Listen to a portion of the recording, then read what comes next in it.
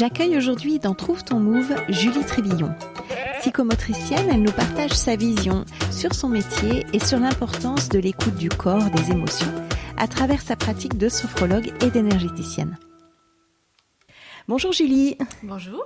Alors aujourd'hui, j'avais envie de t'interviewer parce que tu es quelqu'un qui m'a fortement aidée dans ma carrière professionnelle de psychomote. Tu as été un gros soutien. J'étais venue te consulter, je crois, il y a 2 ans pour que tu m'aides, en fait, je ne savais pas, mais à trouver ma voie. Donc, je trouvais que c'était parfait de t'inviter pour cette première de Trouve ton Move pour que tu nous racontes un peu ta vie. Ok. Alors, ma première question, c'était pourquoi je t'ai choisi toi ? Et je trouve que tu as réussi à mêler différentes professions en une. Est-ce que tu pourrais nous raconter un petit peu comment t'es venue cette idée d'aller te former ailleurs que la psychomote pure ? Ok. Donc, alors oui, effectivement, c'est vrai que ma formation de base, c'est une formation de psychomotricienne. Et puis, je me suis aussi formée en sophrologie et en énergétique. Alors en fait, à la base, la sophrologie, j'y suis venue, c'était vraiment plus pour moi. Parce que quand j'ai commencé de travailler, donc c'était en CAMS, comme c'est toi. C'est là qu'on s'est rencontrés, oui. Et avec pas mal d'interventions en néonat. Et en fait, comme moi, je suis d'une nature hypersensible, de voir ces petits bébés tout fragiles, entre ce fil entre la vie, la mort, ses parents aussi qui étaient dans une grande détresse. Et pour moi, c'était trop violent en fait. J'arrivais pas à gérer. Bon, faut dire que j'étais toute jeune, je sortais de l'école. Ouais, t'avais quel âge ? Je pense que du coup, j'avais 24 ans peut-être. Ouais. Oui, moi j'ai commencé à 21 ans au CAMS. T'as raison, c'est violent. Pour les jeunes femmes que nous sommes. Ouais, peut-être 24 ans, c'était peut-être même 22 ans. Ok. Et puis c'est vrai que du coup, dans cette institution, il y avait aussi beaucoup d'attentes, quoi. Il fallait assurer. Et c'est vrai que quand on est face à des parents d'enfants prématurés, il faut assurer. Exact. Mais quand t'as pas d'expérience et finalement, en fait, c'est un environnement qui est tellement fort au niveau émotionnel que du coup, j'avais besoin vraiment d'arriver à gérer mes propres émotions pour pouvoir être là pour les parents et puis pour ses enfants, quoi. Tu t'es formée en sophro, du coup, au bout de combien de temps de travail au CAMS ? Alors en fait, déjà, même avant d'être en CAMS, je sentais que ça m'intéressait bien, le côté relaxation et tout ça. Je crois que c'était peut-être à peu près 6 mois après. Ah oui, ça a été rapide. Ouais, je saurais plus vraiment dire en termes de temporalité, j'ai un peu oublié, ça date d'un petit moment déjà. Mais en tout cas, donc toutes ces techniques de respiration, ça m'a appris vraiment à mieux moi sentir quand j'avais des émotions qui montaient et puis après à pouvoir mieux les canaliser en fait. D'accord, donc tu as utilisé les techniques que tu as apprises en sophro. Ouais. Tu t'es formée en combien de temps ? C'est en 2 ans, c'est une formation, alors moi je l'ai faite en Suisse. C'est une formation pareille par alternance pour des gens qui sont déjà en activité professionnelle en fait. Donc c'était aussi des cours de week-end. D'accord. Et donc, tu t'es formée en 2 ans. Tu as utilisé d'emblée sur le terrain les méthodes ? Oui, alors c'est vrai que je me suis formée à cette méthode, mais en fait, finalement, c'était plus pour me l'approprier pour moi. Et puis aussi, pour pouvoir transmettre des outils aux parents. Mais c'est vrai que j'aurais très bien pu simplement aller consulter chez une sophrologue, mais j'avais aussi envie de m'approprier les outils. Donc c'est pour ça que j'ai plutôt fait cette formation-là. Ouais, t'es quelqu'un qui a besoin de comprendre. Oui, exactement, je crois. C'est vrai. Ouais, tout à fait. D'accord. Alors c'est vrai que moi je t'ai connue au CAMS, c'est les premières images que j'ai de toi, c'est quelqu'un de timide, de réservé, qui ose pas trop. Si je me trompe pas, t'étais comme ça. Ouais. Oui, c'est vrai. Et je t'ai vue évoluer quand je suis venue te consulter quelques années après.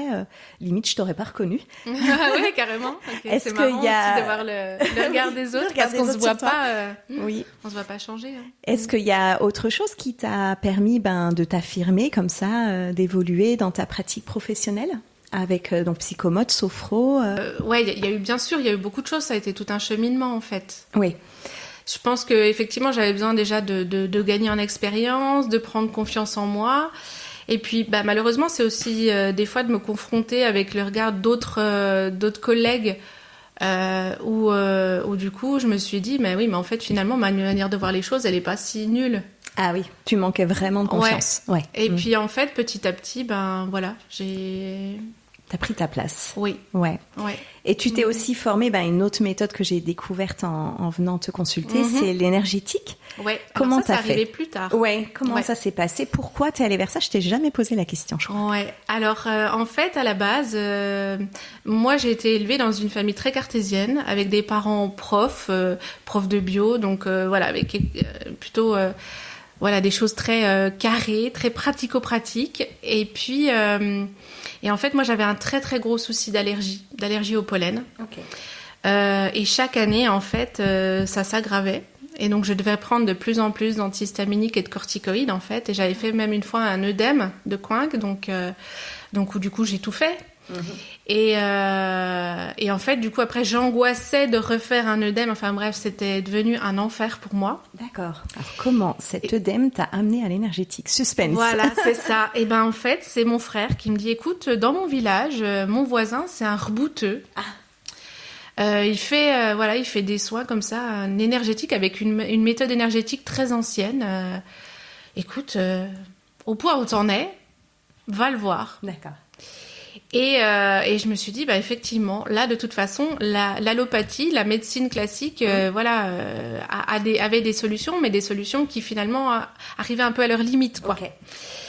Et en fait, donc, je suis allée voir ce monsieur, et puis, donc, il m'a fait tout un travail. Et en fait, donc, il a mis sa main sur, parce que moi, c'est au niveau respiratoire que ça se faisait, et que je ressentais les symptômes. Et il m'a dit, il a commencé à me parler d'un blocage plutôt psychologique. Il y a un problème, un nœud par rapport à ton père, machin. Et puis je me disais, mais comment il peut savoir tout ça, déjà? Il arrivait à me dire des choses de ma vie que je lui avais absolument pas confiées. D'accord.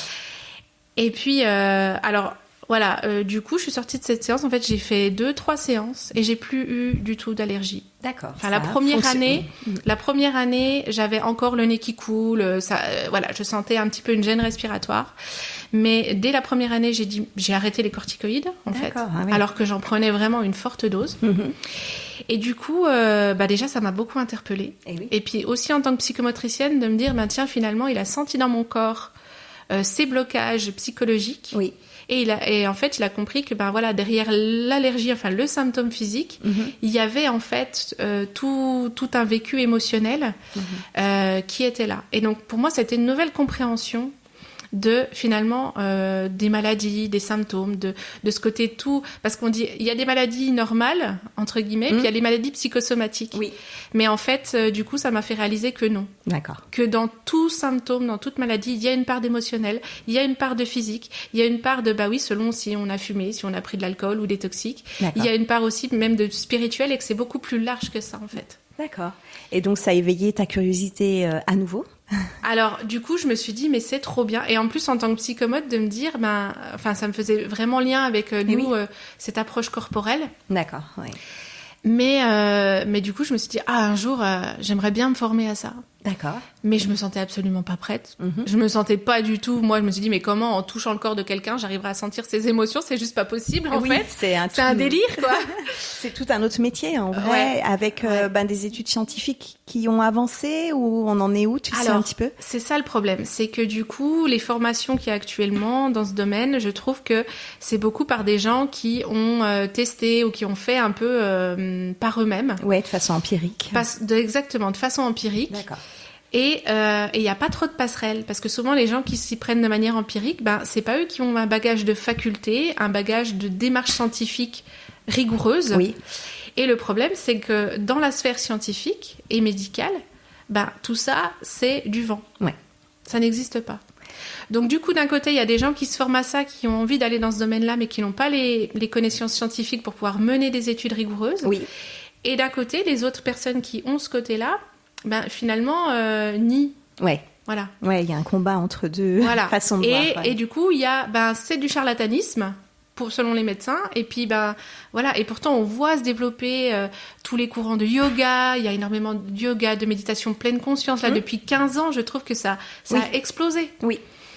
Et là, j'ai entendu il y a pas longtemps aussi qu'à la faculté de Montpellier, justement, ils ont créé un département justement d'études de toutes ces méthodes de médecine alternative. Enfin, ça arrive. Enfin, ça arrive. Ouais. Alors qu'en Suisse, par exemple, oui. Il y a beaucoup de techniques d'hypnose pour diminuer les sédations lors des opérations, par exemple.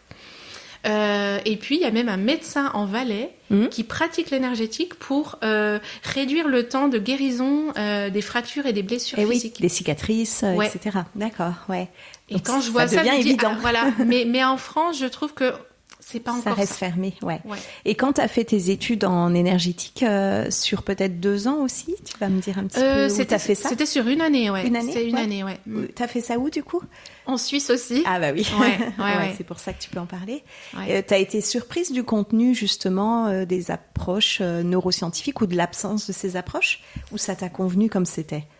Ben justement, même là, il n'y a pas trop d'approches neuroscientifiques dans la formation que j'ai faite. D'accord. C'est vraiment beaucoup axé sur le ressenti, et puis c'est une personne qui est très calée là-dedans, qui a fait pas mal de formations, puis qui a aussi développé sa technique à lui. D'accord. Et qui a été vraiment pour moi une révélation, une richesse, quoi. Vraiment une immense découverte. Maintenant, même aujourd'hui, je suis pas capable d'expliquer scientifiquement, tiens, comment ça se fait que là, il y a telle mémoire, telle émotion qui se met dans le corps. Oui. Et en drainant le chakra, en amenant de l'énergie, le corps peut faire un reset ou se libérer de certaines angoisses, peurs ou schémas passés, même de schémas transgénérationnels aussi. Oui. Oui, tu abordes tout ça. Ouais. En tout cas, est-ce que tu pourrais nous dire aujourd'hui comment tu peux soutenir tes patients en psychomotricité? Tu rencontres à la fois des enfants, des adultes. Enfin, tu as plusieurs casquettes. Est-ce que tu peux nous décrire un peu ta journée type ou tes patients types? Alors déjà, je dirais que ça a évolué entre le moment où je me suis formée, parce qu'en énergétique, donc là, ça fait 8 ans que je suis formée, et aujourd'hui. Et où, alors, est-ce que c'est parce que j'avais pas encore aussi totalement confiance en moi, ou est-ce qu'en 8 ans, le regard aussi de la société a un peu changé sur ce genre de pratique. Oui. Mais avant, en fait, quand je reçois des enfants typiquement psychomotes qui ont de l'agitation psychomotrice, de l'instabilité, et puis qu'en fait, on sent que derrière, il y a tout un vécu, des émotions qu'ils n'arrivent pas à verbaliser. Et là, je propose du coup de faire quelques séances en énergétique. D'accord. Tu informes les parents de cette compétence. Que c'est une autre casquette, qu'effectivement, il y a la psychomotricité à proprement parler, et que de travailler sur les émotions, sur peut-être des blocages. Parce qu'il y a quand même beaucoup d'enfants, quand les accouchements ne sont pas très bien passés, ou quand il y a eu beaucoup de stress chez les mamans pendant la grossesse, et mine de rien, l'enfant, en fait, il prend ces émotions-là, et du coup, il se charge de ce bagage-là.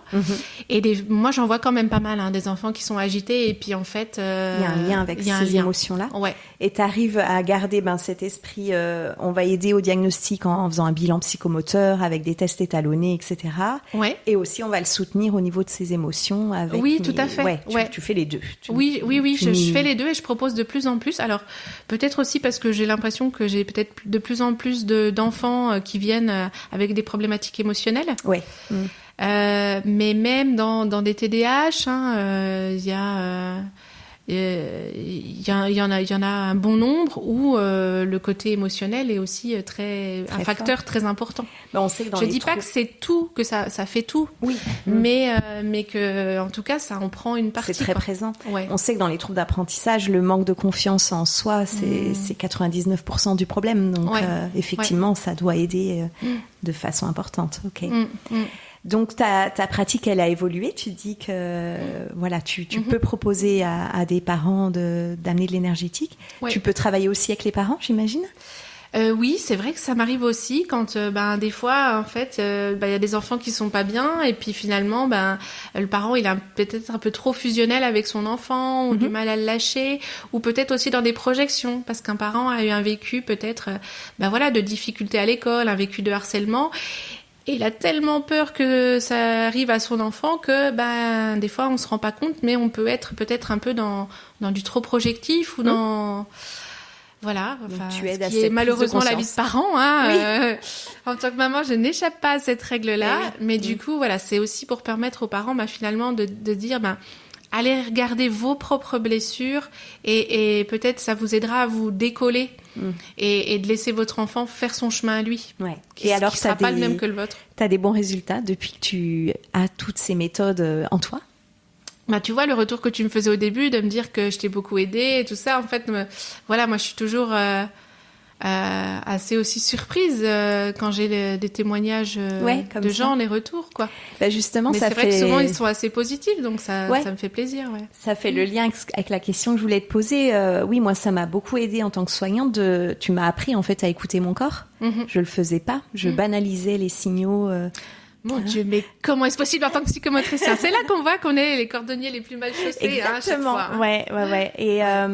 Et je te disais, mais il faut prendre cette place d'enseigner dans les écoles de psychomote aussi, ou autres, pourquoi pas, comment écouter son corps. Donc, t'as commencé à faire ça, il me semble. Oui, c'est vrai, cette année, ouais. Ouais. Comment t'abordes les choses, du coup, parce que c'est assez original. Est-ce que t'as des petits exemples de ce que t'as pu leur apprendre? Ben, en fait, le truc, c'est que j'ai réalisé à quel point des choses qui, moi, me semblent basiques, enfin, que j'ai mis en place dans mon quotidien depuis très longtemps, finalement, ne le sont pas.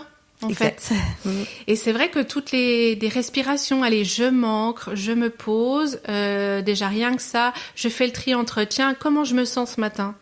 Voilà, dans quel état émotionnel je suis, comment je vais aborder ma journée? Ah oui, non, là, je suis pas bien. Bon, qu'est-ce que je fais avec ça? Est-ce que je fais semblant de pas le voir et puis hop, je mets ma casquette de professionnelle et je joue, je suis avec les enfants, mais finalement mon ancienne méthode. mais finalement, ben si on fait pas attention à soi, ben il y a un moment donné dans la journée où ça va pas aller, quoi. Oui.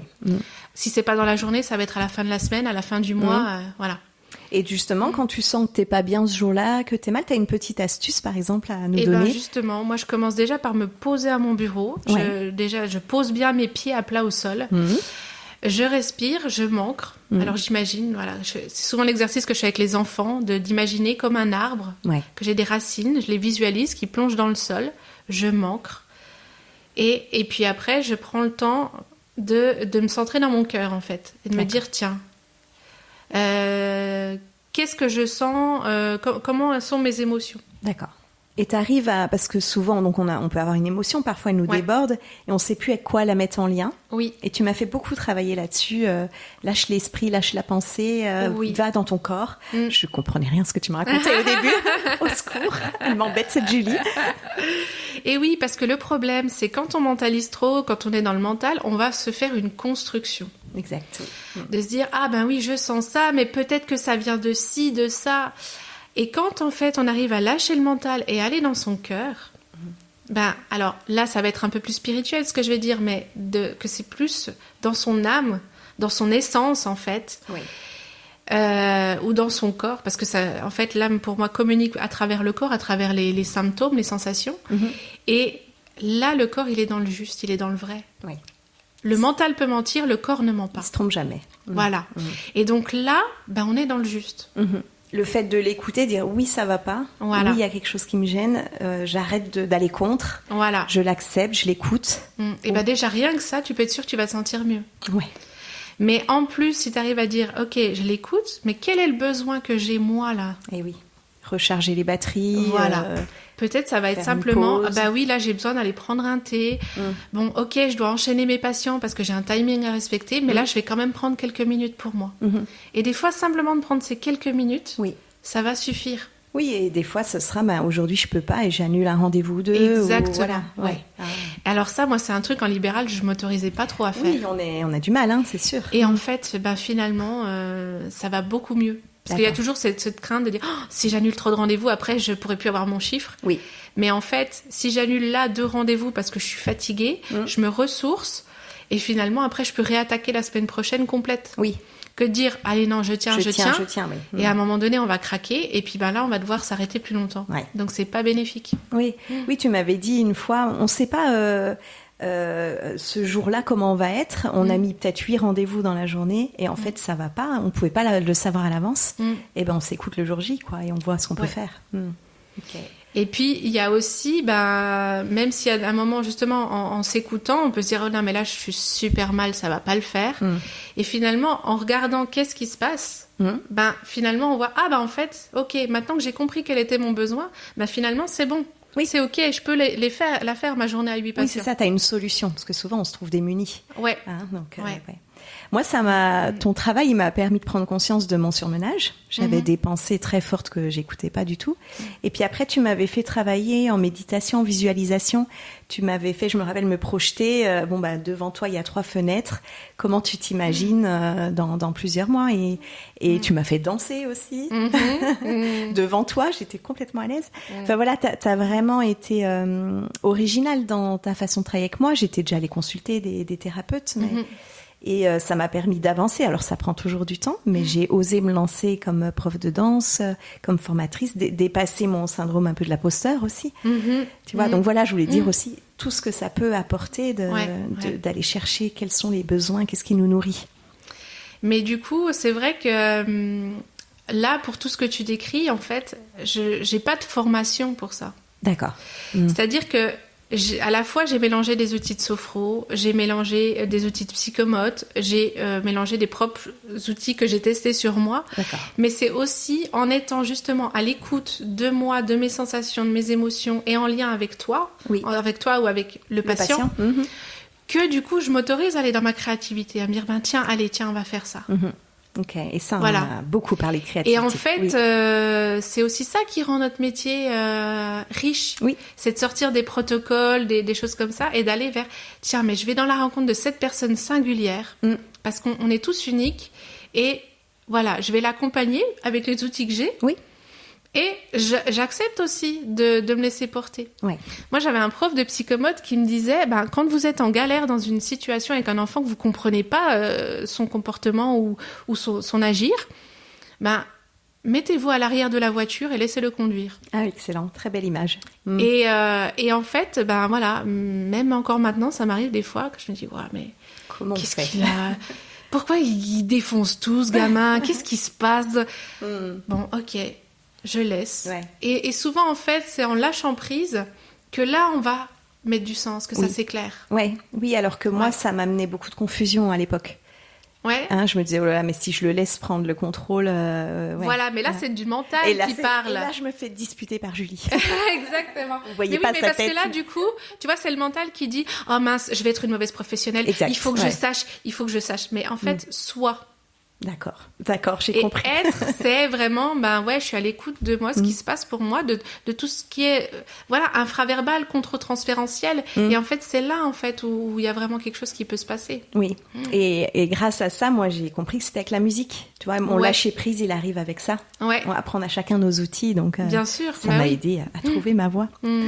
Est-ce que quand t'as décidé, ça s'est fait petit à petit dans ta carrière, te mettre à ton compte, sophrologue, énergéticienne, t'as rencontré des obstacles, des peurs, des doutes, des gens qui t'ont un peu effrayé, des peurs financières? Comment ça s'est passé pour toi? Alors, en fait, je savais depuis longtemps que le libéral, ça me tentait bien, que j'avais envie de mettre un libéral, mais je m'étais dit oui quand j'aurai 40 ans. Très bien, pourquoi pas. Quand j'aurai 40 ans, quand j'aurai de l'expérience, voilà. Et puis en fait, à la base, il y avait un poste dans un cabinet de psychomote, et donc j'ai commencé comme ça en libéral. Et puis c'est vrai que au début c'est beaucoup de stress, puis en fait petit à petit j'ai pris confiance en moi, je me suis affirmée. C'est vrai que ça m'a pris plusieurs années. Oui. Et puis en fait c'est vrai que c'est quand j'ai commencé la formation d'énergétique où du coup j'avais besoin d'être dans ma propre énergie. Oui. Parce que c'est vrai que quand il y a beaucoup de passages ou quand on partage une salle avec un autre professionnel, du coup, forcément, l'autre amène de lui-même, quoi. Oui. Et donc, j'ai senti le besoin d'avoir, ton espace. Mon espace. Je me rappelle de ta crémaillère. C'était chouette, Ça te ressemble. Après, du coup, d'un côté, je me dis, j'étais un peu inconsciente quand même. Enfin, d'un côté, je me suis dit, parce que comme on n'a pas de retraite, que c'était mieux d'acheter. Oui. Donc voilà, je me suis lancée dans l'achat pour du cabinet. Voilà, c'est vrai que plutôt que de payer un loyer dans le vent, autant rembourser un crédit. Mais du coup, voilà, en fait, donc je me suis lancée. Ça a été un gros stress. Ouais. Ça a été un gros stress parce que je pense que c'était une forte responsabilité. Oui. Faut être rentable. Voilà, faut être guillemets. rentable. T'as un fil à la patte, faut y aller. Voilà, c'est ça que quand tu donnes un loyer, quand t'es dans un cabinet, c'est pas toi qui as toutes ces responsabilités-là. Exact, oui. Si ça va pas, voilà, tu casses le contrat et tu reprends tes billes et basta. Là, avec alors, moi, j'ai quand même pris un local professionnel que je peux transformer en appartement. Oui. J'ai volontairement mis une douche dans mes toilettes, comme ça je me suis dit si ça va pas, je le loue facilement. D'accord. Il est déjà équipé entre guillemets. C'est pas pour faire du sport le midi et te laver. Non, par contre c'est vrai que pour laver les gros ballons ou les trucs, c'est quand même sympa d'avoir la douche. Parce Merci que pour l'astuce. Ouais. Parce que laver avec une lingette, non, ça va quand même pas super bien. D'accord. Donc, tu as eu ces peurs financières quand tu t'es lancée. Aujourd'hui, ça va mieux. Ouais. Voilà, c'était des peurs. Oui. Et puis aussi parce que il y avait pas mal de travaux à refaire. Donc, t'as mis de l'énergie. Donc, c'est vrai qu'à ce moment-là, j'ai fini en burn-out. D'accord, c'est clair, net et précis. Vraiment, parce que... Dès ton installation? En fait, c'était dans la période où, entre quand j'ai acheté et quand j'ai pu commencer l'activité. En fait, c'était toute cette période-là. T'étais à la fois salariée, en train de construire ton cabinet. Ouais. Et puis en fait, ce qu'il y a, c'est que ça s'est fait très vite. C'est-à-dire que quand j'ai commencé ma formation d'énergétique, je sentais l'envie de... D'accord. Et donc j'allais encore en Suisse une fois par mois. En plus, c'était des cours de week-end. Donc je rentrais le dimanche soir, j'enchaînais le lundi matin à 8h. Quelle bonne idée. Au CESAD. Oui. Et du coup, en fait... c'est infaisable. C'était pas faisable. Ouais, d'accord. C'était pas faisable.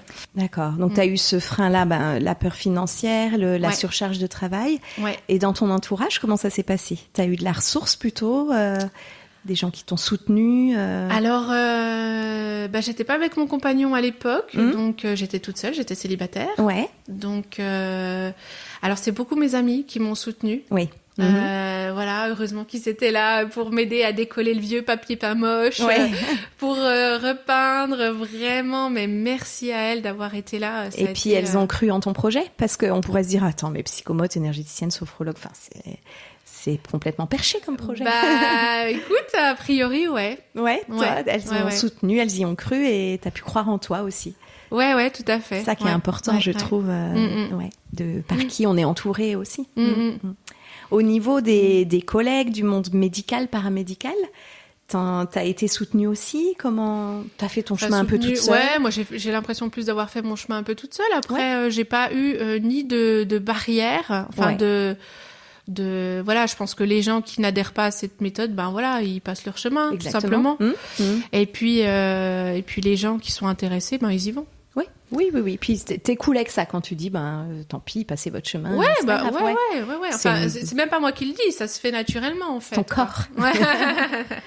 Et pour finir, tu t'arrêtes pas là. Tu m'as expliqué tout à l'heure que tu poursuivais des études. Oui, parce qu'en fait, moi, j'adore apprendre. Voilà, c'est vrai. T'es une vraie curieuse. Mais c'est vrai que j'aime aussi. Enfin voilà.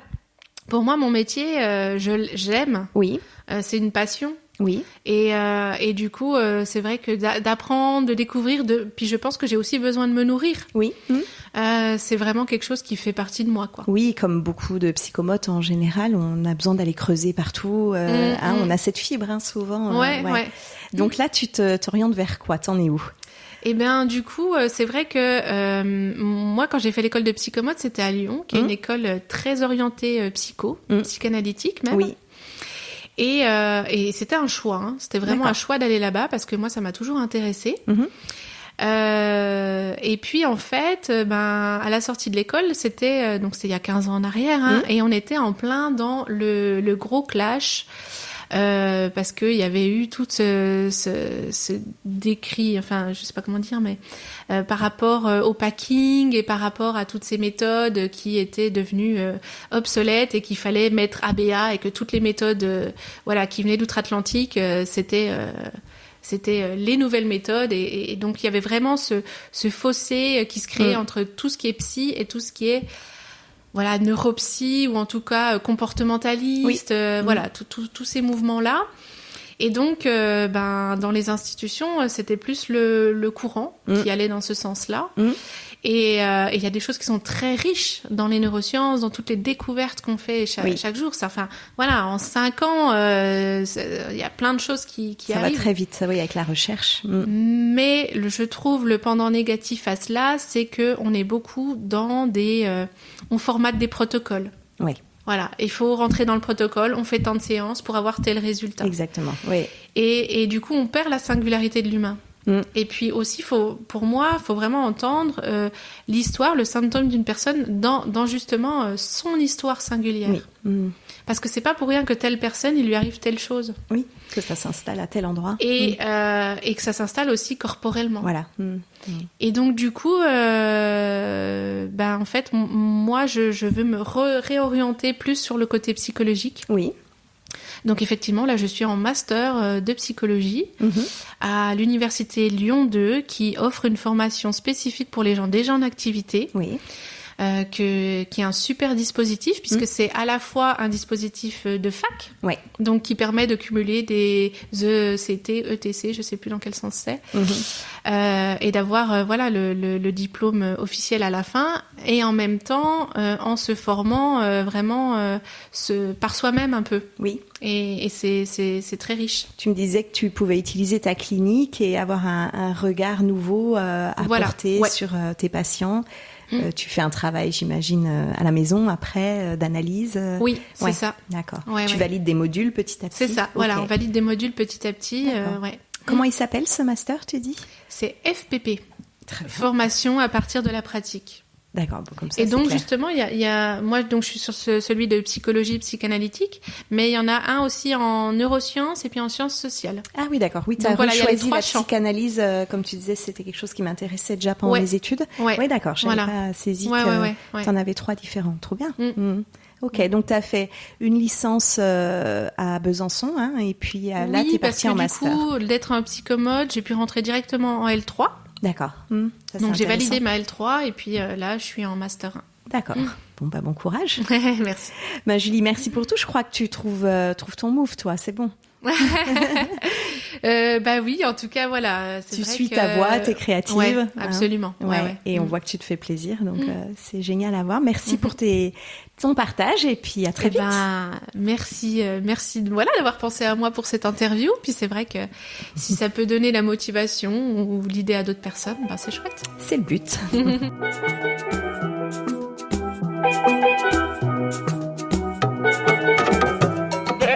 C'était Trouve ton Move, un podcast pensé et réalisé par Élise Benazet.